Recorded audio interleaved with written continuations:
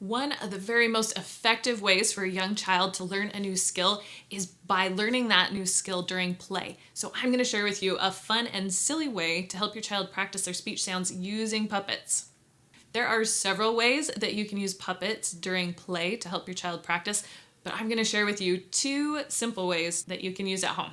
One way is to have the puppet do the teaching. So they're just going to be a fun, silly character that your child gets to interact with while they're practicing their speech. So if you're working on the sound at the isolation level or the sound on its own, I like to have a card with their sound on it and just have the puppet do the teaching.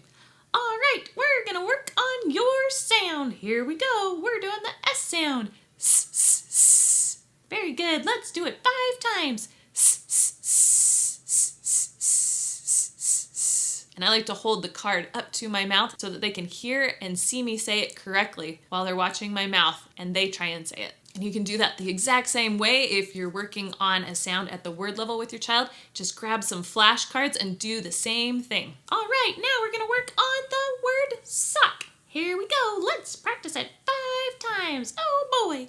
Sock. Now you do it 5 times.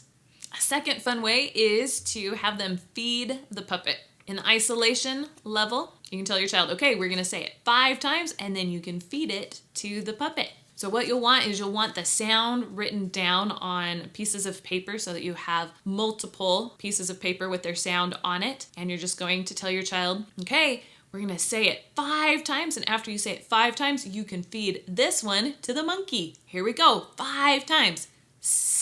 All right, feed the monkey. Yum, yum, yum, yum, yum, yum. Oh, yum, yum, yum, yum, yum, yum.